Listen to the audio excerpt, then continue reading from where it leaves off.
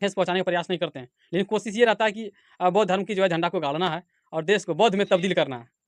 मुझ पर कई लोगों ने ये आरोप लगाया जी, कि आप हिंदुओं की धार्मिक भावनाओं को आहत कर रहे हैं। जी। आप हिंदुओं के खिलाफ बोल रहे हैं। तो मैंने उनसे सिर्फ इतना ही कहा कि इस सत्ताधारी जो सत्ता पे बैठा है, वो अपना पावर को मिसयूज़ करके जो है कहीं न कहीं जय भीम प्रकाश को तोड़ने और दबाने का प्रयास किया है। यही सच्चाई है। बिल्कुल तानाशाही है, सरासर तानाशाही है ये। और ये जो प्रकाश जी जेल क्यों गए थे?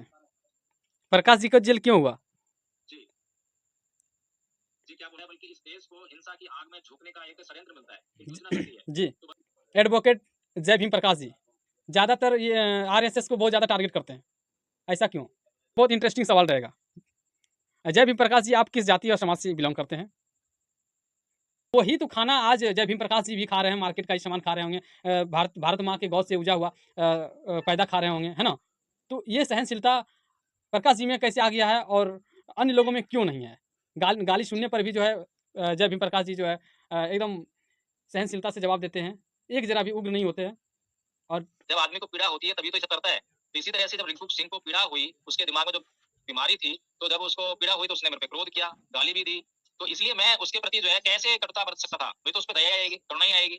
अगर मैं करुणा नहीं लाता हूँ, उसके प्रति दया नहीं रखता हूँ, तो मुझसे गया गुज़रा इंसान कोई नहीं हो सकता। तो मैं धार्मिक कैसे हुआ? तो मैं बुद्ध का अनुयायी कैसे हुआ? अगर मैं बुद्ध का अनुयायी हूँ, तो मैं किसी के गाली देने पर आहत नहीं होऊँगा, बल्कि मैं उसे समझने का प्रयास करूँगा कि ज़रूर इसका कुछ नुकसान हुआ है। दिक्कत है। ज़रूर इसका जो है कहीं न कहीं इसके दिमाग में कुछ बीमारी है, कुछ परेशानी है, इसीलिए मुझे गाली दे रहा है।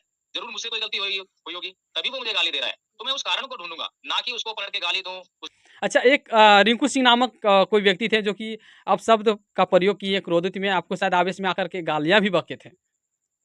कॉल रिकॉर्ड हम आपका सुने थे जिसमें कि देखें कि इतना क्रोधित में किसी को गाली दे दे और उस बंदे या उस लड़के ने या फिर एडवोकेट भीम जय भीम प्रकाश ने कैसे इस चीज़ को सहनशीलता को और मर्यादा को अपने बरकरार को रखते हुए उस लड़का हम यहाँ पे ज़रूर रखेंगे कि ये जय भीम प्रकाश जी आप इस चीज़ को तो पुष्टि किए होंगे, तब तो बौद्ध धर्म को अपनाए हैं या फिर बौद्ध धर्म शुरू से तो होंगे नहीं। नहीं, मैं भाई पर बुद्धिस्ट हूँ, लेकिन बौद्ध धर्म को अच्छी तरह समझने का मुझे जो आप पुष्टि मौका किए मिला, वो आप तो मुझे अच्छी पुष्टि बात मिला। नहीं, नहीं प्रकाश जी आप पुष्टि किए हैं ना इस चीज़ को कि ये गलत हो सकता है, ये गलत है। तो आपके हिसाब से क्या है महाभारत, रामायण ये गलत है आपके हिसाब से? नहीं, अगर मेरा विचार जानना चाहते हैं कि मेरे आपका अनुसार क्या विचार ही है, जानना तो चाहूँ मैंने जितना भी रामायण और महाभारत को पढ़ा है या टीवी में देखा है, पुष्टि मुझे आप किए उसमें हैं ना?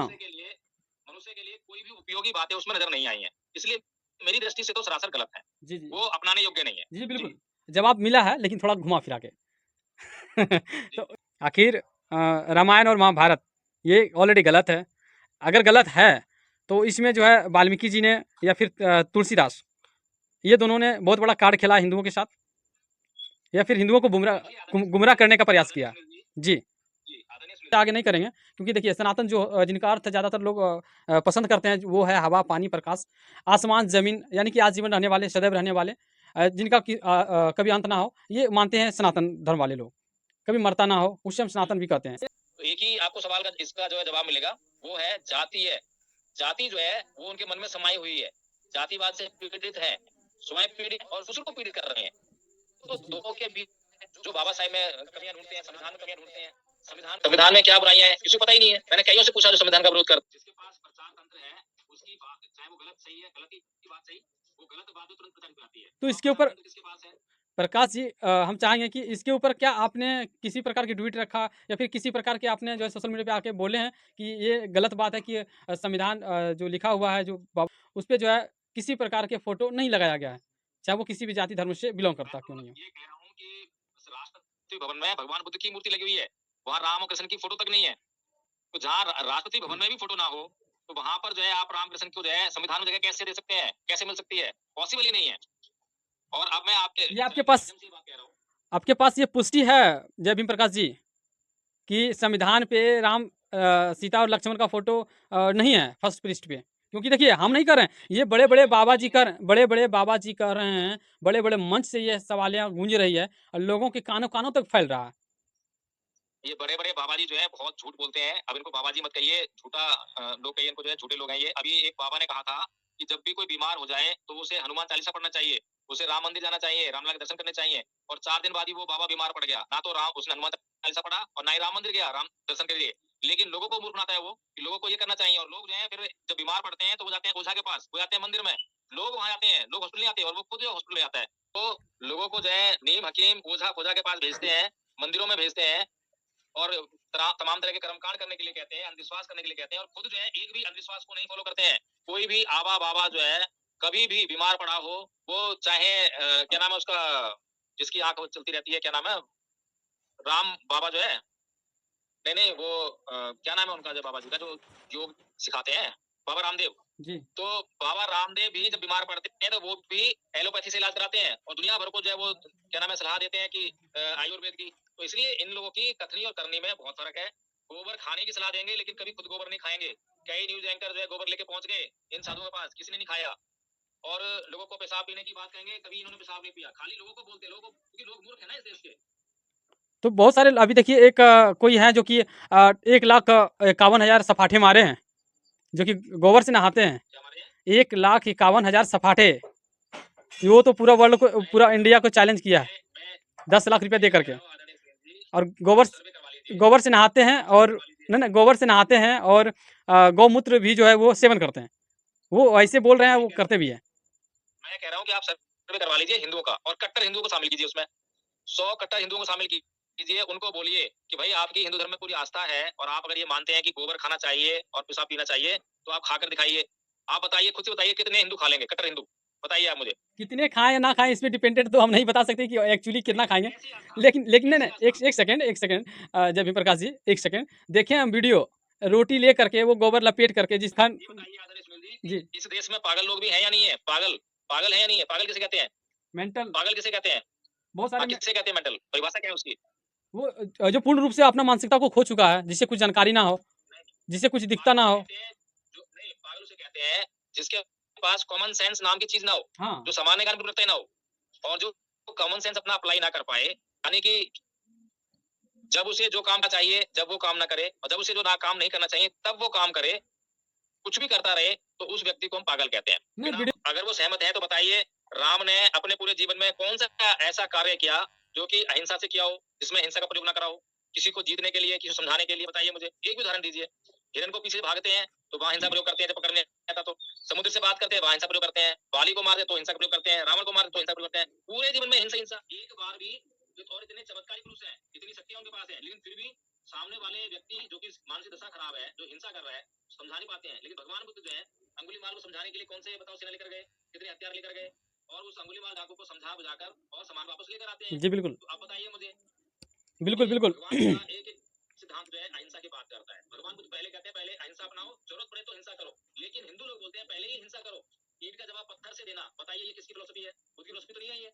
बुद्ध तो कह रहे हैं कि बैर से कभी बैर शांत नहीं होगा और हिंदू कह रहे हैं ईंट का पत्थर से दो। नहीं नहीं, तो ऐसा राम जी भी यही कह रहे हैं, राम जी भी यही कह रहे हैं, जरूरत पड़ने पे जो है हिंसा करना है। जरूरत पड़ने पर जय भीम प्रकाश जी, हम अगला क्वेश्चन हम रखते हैं। सनातन और बौद्ध में जो है, हम तो इसको क्लियर कर ले, कर दीजिए।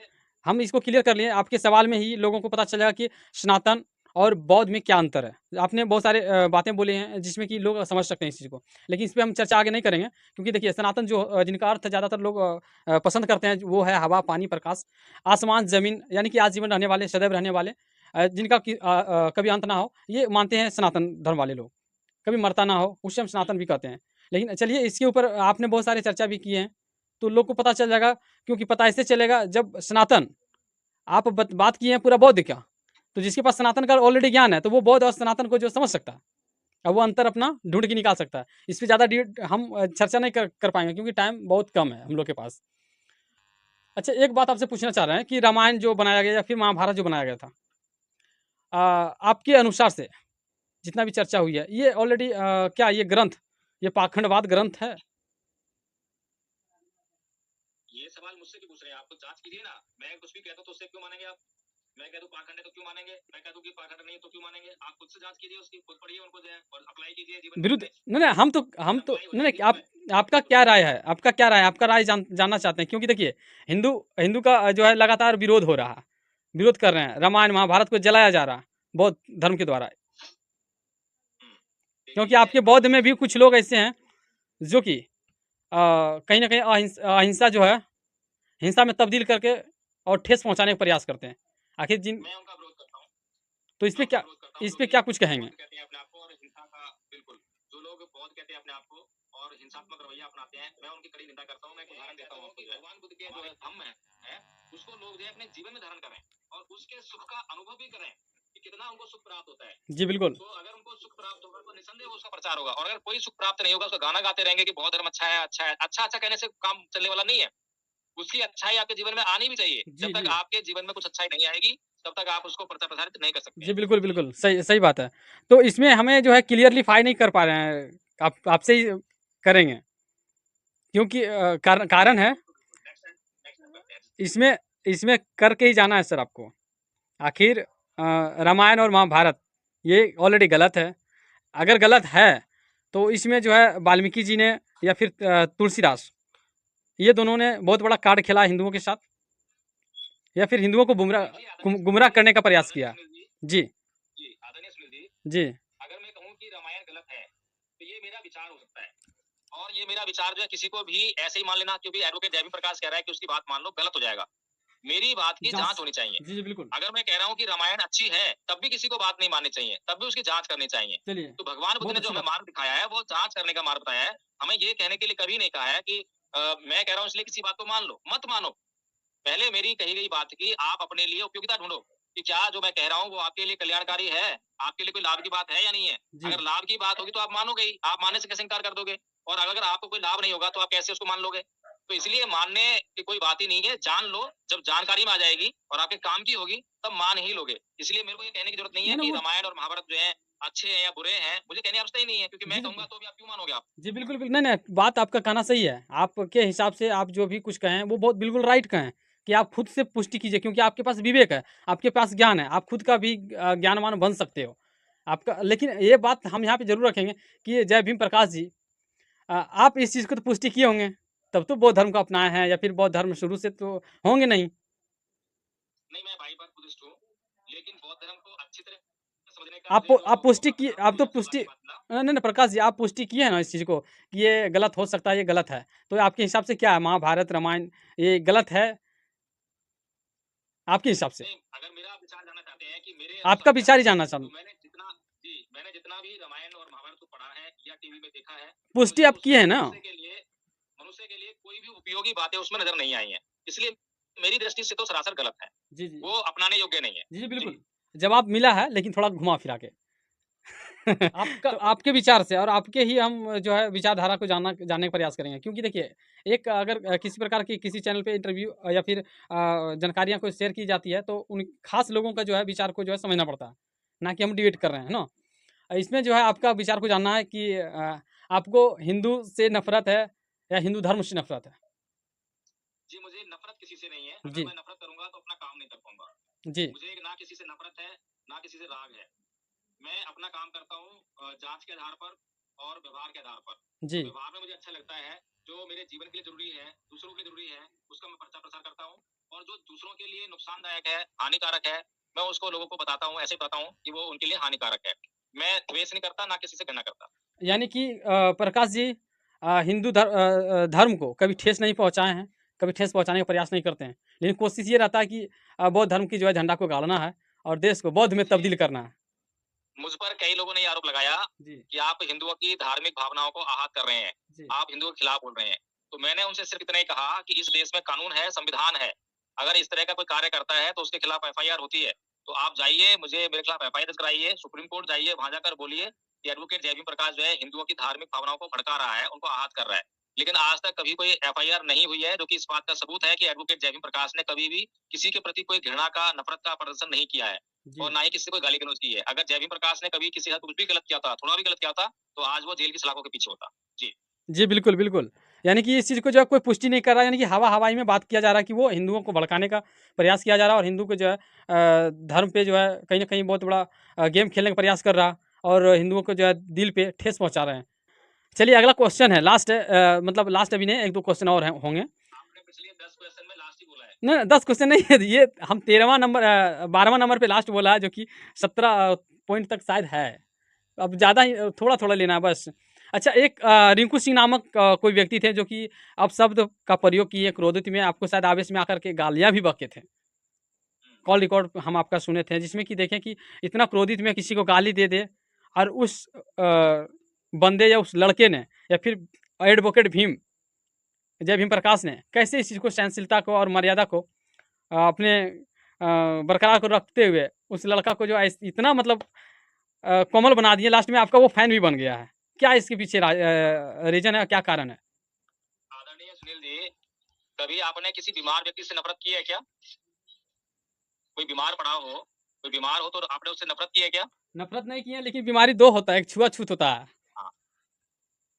नहीं नहीं, मैं बीमारी की बात कर रहा हूँ। कभी भी आपने किसी बीमार व्यक्ति के साथ में नफरत नहीं की होगी, बल्कि दया ही आई होगी आपके हाँ, आपके चित्त में जो है। मतलब भावना। तो इसीलिए भगवान बुद्ध कहते हैं, लोग जिसे चोर कहते हैं, डाकू कहते हैं, बलात्कारी कहते हैं, लुटेरा कहते हैं, तो उन्हें अपराधी कहती है दुनिया।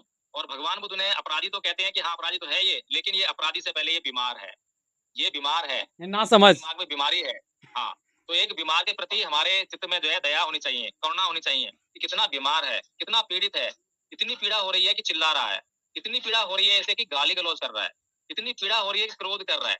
जब आदमी को पीड़ा होती है तभी तो ये सब करता है। तो इसी तरह से जब रिंकू सिंह को पीड़ा हुई, उसके दिमाग में जो बीमारी थी, तो जब उसको पीड़ा हुई तो उसने मेरे पे क्रोध किया, गाली भी दी। तो इसलिए मैं उसके प्रति जो है कैसे करुणा बरत सकता था? मुझे तो उस पर दया आएगी, करुणा ही आएगी। अगर मैं करुणा नहीं लाता हूँ, उसके प्रति दया नहीं रखता हूँ, तो मुझसे गया गुजरा इंसान कोई नहीं हो सकता। तो मैं धार्मिक कैसे हुआ? तो मैं बुद्ध का अनुयायी कैसे हुआ? अगर मैं बुद्ध का अनुयायी हूँ, तो मैं किसी के गाली देने पर आहत नहीं होऊंगा, बल्कि मैं उसको समझने का प्रयास करूंगा कि जरूर इसका कुछ नुकसान हुआ है, दिक्कत। जरूर इसका जो है कहीं ना कहीं इसके दिमाग में कुछ बीमारी है, कुछ परेशानी है, इसीलिए मुझे गाली दे रहा है।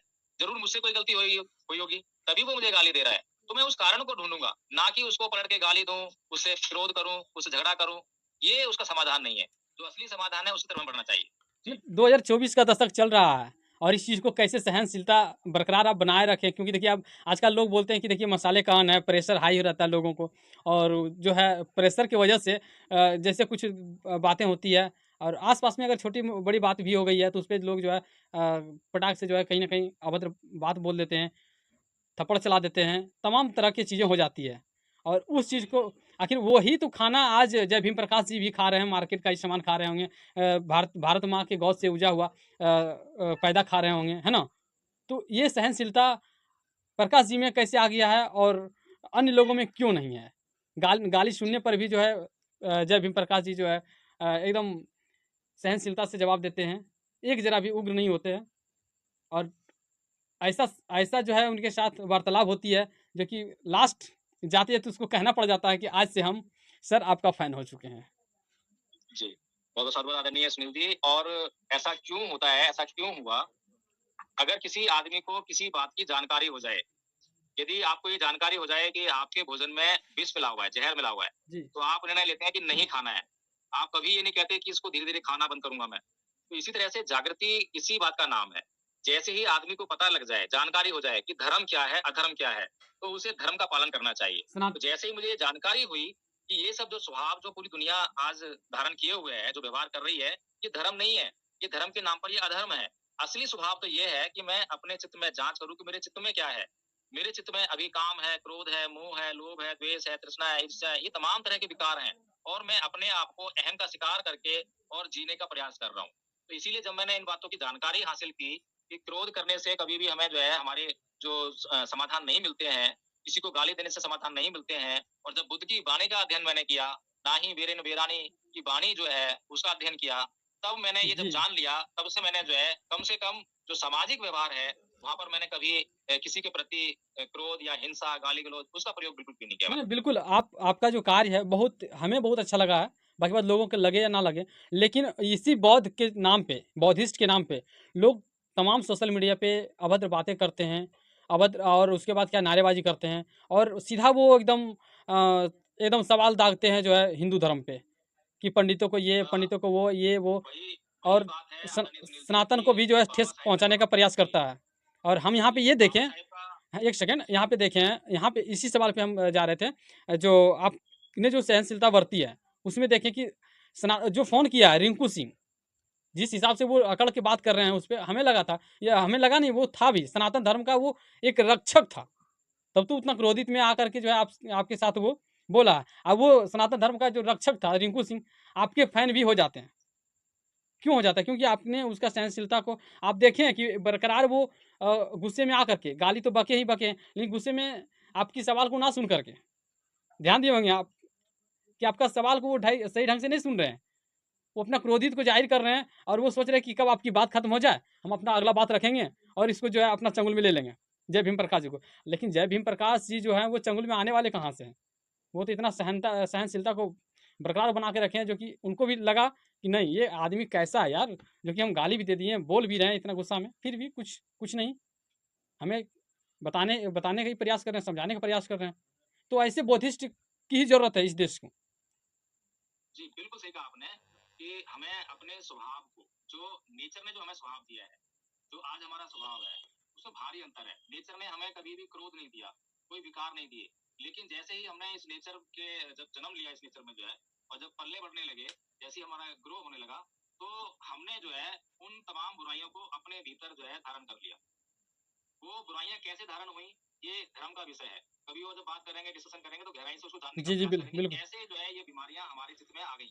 चलिए, हमें किसी ने चाही नहीं है कि हमारे भीतर ही बीमारियां आए, लेकिन फिर भी आ गई। चलिए तो छोटा इसीलिए जो एक है जी, उनको जानकर जो है जब समझ में आ गया कि इस तरह से हो रहा है, तो ये व्यवहार करना बड़ा आसान है। और मैं कह रहा हूँ कि ये बहुत सुविधाजनक व्यवहार है। अच्छा एक हम इस तरह से जो है कभी भी अपने जो हमें दुश्मन समझते हैं, हमसे कटुतापूर्ण व्यवहार करते हैं, तो हम उन्हें या तो सुधार सकते हैं या उनसे अपने आप को अलग कर सकते हैं। दो ही बातें होती हैं, जी, या तो हम उनसे अपने आप को अलग कर लें, या वो जी, सुधर जाएंगे तो हम उनसे बात कर सकते जी, हैं। जी बिल्कुल। एक छोटा सवाल रहेगा, 2-4 बातें से आप जो है लोग को अपने ओर आकर्षित कर लेते हैं, वो कैसे संभव हो पाता है? थोड़ा हमें भी बताएँगे और लोगों को भी मुझे भी नहीं पता ये जो आप बात कर रहे हैं कि मैं आकर्षित कर लेता हूँ, तो मैंने तो अभी तक ये समझा ही नहीं कि मैंने किसी को आकर्षित किया हो।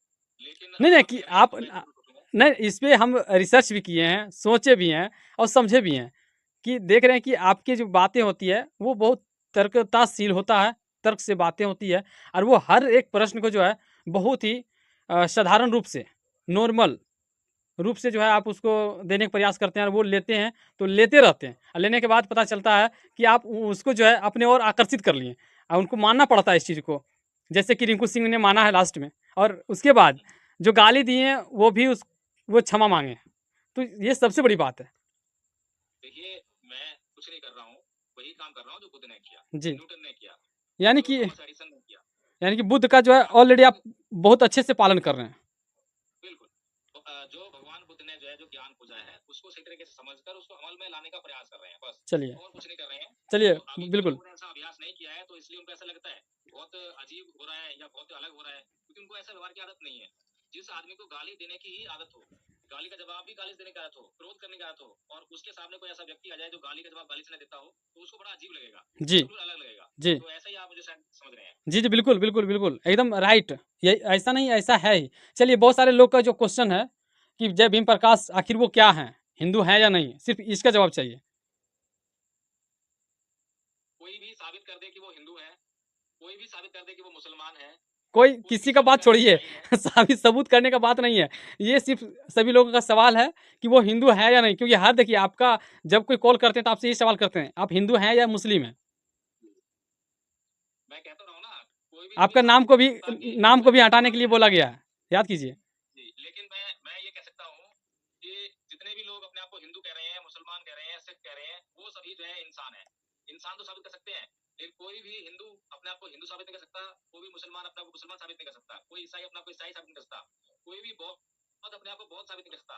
लेकिन इन सभी से कहो कि अपने आप को इंसान साबित कर दो, तो वो इंसान साबित कर सकते हैं। जी, तो बिल्कुल। मैं जय भीम प्रकाश एडवोकेट जो है, मैं इंसान हूँ, और इंसानियत का जो गुण है उसको हमें धारण करना चाहिए, उसी से हमारा कल्याण हो सकता है। जी, जी, बिल्कुल। बहुत बहुत साधुवाद। बहुत बहुत अच्छी बात बोले हैं। बहुत अच्छी बात है ये। अच्छा एक बात और आपसे बहुत इंटरेस्टिंग सवाल रहेगा। जय भीम प्रकाश जी आप किस जाति और समाज से बिलॉन्ग करते हैं? आपने तो वही ही सवाल कर दिया। आपने जो पीछे सवाल करा है, बिल्कुल वही सवाल कर दिया, उसमें उसका जाना जवाब नहीं यही है है। उसमें जाना नहीं है, लेकिन यहाँ पे वो इंटरेस्टिंग है, लोग को आप जानना है। आखिर देखिए हमरा इसमें पूछना हमारे लिए सवाल नहीं है, ये सवाल मेरे लिए नहीं है। ऐसा मत समझिएगा कि सुनील जी को बताया है फिर ये ऐसे सवाल किए हैं, ऐसा सवाल नहीं है मेरा। ये लोगों को जानना बहुत ज़रूरी है। लोग ये जानना चाहते हैं, ताकि देखिए, आगे संदेश भी जाए और लोग को पता चले। मुझे लगता है कि अगर मैं इस बात का जवाब दूँगा, तो इस दुनिया के लोग जो हैं, क्या से क्या समझने नहीं, लगेंगे। नहीं, तो क्या इसलिए समझेंगे? मैं ये समझ रहा हूँ कि इस सवाल का जो है जवाब, जो प्राकृतिक रूप से हो सकता है, वो मैं पिछले सवाल के जवाब में दे चुका हूँ। हाँ, उतना ही बिल्कुल, ठीक है। समझ रहे हैं। उसके अलावा जो सवाल उसके अलावा ये सवाल करना ही बेकार है। ये सवाल हमें करना ही नहीं चाहिए। जी, जी। तो यानी कि प्रकाश जी बताने से भाग रहे हैं, क्योंकि अगला प्रश्न यही रहेगा। कह मेरा लीजिए प्रश्न कि नहीं है। नहीं है। चलिए, आप अगर आप नहीं है, नहीं बताने आप आप ये कि भगोड़ा हो गया, भाग गया। ऐसा कोई बात नहीं है। ये लगे लोग को लगेगा, लेकिन ये ऐसा नहीं है। सवाल अगर आप देने के इच्छुक नहीं है, क्योंकि देखिए अगर आप बताने के बाद अगर ऐसा आंसर देते हैं और उस आंसर से लोगों को नहीं, मुझे आदरणीय सुनील जी, मुझे मुझे अपने आप को बौद्ध कहने पे बहुत गर्व होता है। चलिए, क्योंकि बौद्धों का जो आचरण होना चाहिए जी। बुद्ध के अनुसार, तो वो कभी किसी का नुकसान नहीं करते हैं, वो सबका कल्याण की बात करते हैं। कोई उनका नुकसान कर रहा हो लेकिन वो उसका नुकसान नहीं चाहते हैं। तो इसलिए मुझे अपने आप को बौद्ध कहने पे बहुत गर्व होता है। इसीलिए मैंने सब कुछ छोड़ के जो है केवल बौद्ध होने का ही मैं प्रयास कर रहा हूँ, एक अच्छा बौद्ध होना साबित कर रहा हूँ। चलिए, एक और सबसे अहम सवाल है और बहुत कड़वी और तीखी है। हम इसको भी चाहेंगे थोड़ा सटीक में बताएँगे। प्रकाश जी, यानी कि अब एडवोकेट जय भीम प्रकाश जी, ज़्यादातर ये आरएसएस को बहुत ज़्यादा टारगेट करते हैं। ऐसा क्यों? अब अभी आपने मुझसे जो है कुछ सवाल पूछे थे कि क्या संविधान पर राम और कृष्ण की फोटो है, तो ये जो इशू है ये कहाँ से आया? इसी प्रकार की अनर्गल बातें, बहुत ही बेतुकी बातें जी। समाज में प्रसारित की जा रही हैं। समाज में हिंदू मुसलमान किया जा रहा है। समाज में अगर हम आरएसएस की विचारधारा का अध्ययन करते हैं तो उसमें इस देश के कल्याण के लिए कुछ नहीं मिलता है, बल्कि इस देश को हिंसा की आग में झोंकने का एक षड्यंत्र मिलता है, एक योजना मिलती है। जी। तो बताइए कि ऐसे लोगों की, ऐसे संगठन की आलोचना करनी चाहिए नहीं करनी चाहिए? तो क्या ये संगठन ऑलरेडी गलत है? इस संगठन को रद्द कर देना चाहिए, इस संगठन को नहीं चलाना चाहिए, इस संगठन को खारिज करना चाहिए। बिल्कुल। और तो प्रकाश जी इस चीज़ का विरोध कर रहे हैं ना? पहले इस पर जो है बैन लगता है। बैन क्यों लगा? आगे प्योरली जो है संसार के कल्याण के लिए काम कर रहा होता जी। तो उस पर बैन नहीं लगता। जी। आज तक किसी भी बौद्ध संगठन पर बैन नहीं लगा है, जी। लेकिन आरएसएस से बैन लगा। क्यों लगा बैन? तो इसीलिए जो है हमें सोचना चाहिए, जानना चाहिए। मैं इस देश और दुनिया के सभी लोगों से यही निवेदन करूंगा कि आप जो है जानने का प्रयास कीजिए, जांच कीजिए, और किसी भी बात को इसलिए मत मान लीजिए कि आप हिंदू हैं तो बस हिंदू धर्म की ही अच्छाई सुनना पसंद करते हैं। ऐसा मत करिए। आप हिंदू धर्म में पैदा हुए हैं, कोई बात नहीं, आप उसका अध्ययन कीजिए, जांच कीजिए, और जो बातें आपको उसमें गलत लगती हैं उसका विरोध कीजिए। आप बाउंड नहीं है इस बात के लिए। आप मुस्लिम पैदा हुए हैं, ठीक है, आप मुस्लिम जो धर्म है उसका अध्ययन कीजिए। जो बातें आपको बुरी लगती हैं उसमें आप उसका विरोध कीजिए।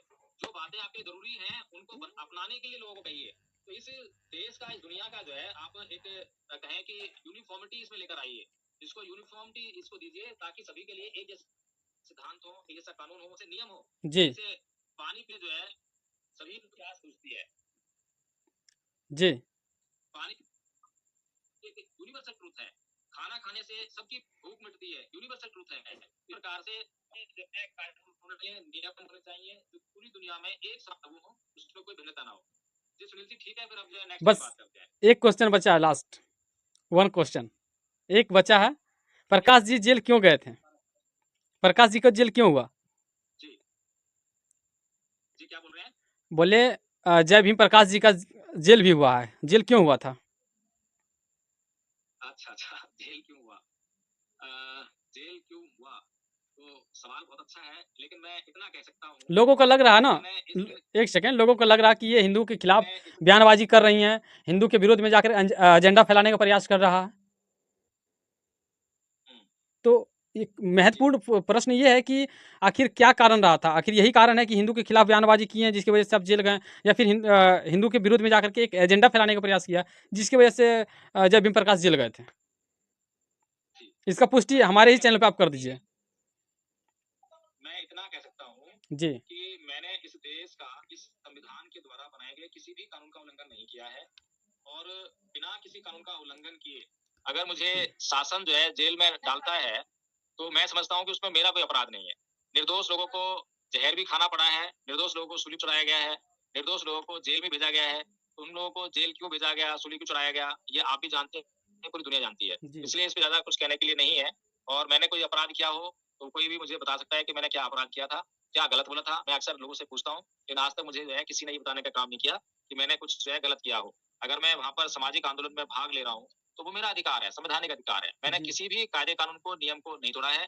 मैं लोगों की भलाई के लिए कार्य किया है, और लोगों की भलाई के लिए कार्य करते हुए जो लोग नहीं चाहते हैं कि लोगों की भलाई हो, तो उन लोगों को जो है उससे कष्ट होता है। तो उनके पास अगर कोई ताकत है तो उसका प्रयोग करेंगे, और जब उस ताकत का प्रयोग करेंगे तो उसके जो है कष्ट हमें झेलने पड़ेंगे। जी, बहुत साधुवाद आदरणीय जी। सुनील जी। ये कहीं ना कहीं मिस, एक सेकेंड, कहीं ना कहीं ये मिस यूज किया है पावर का।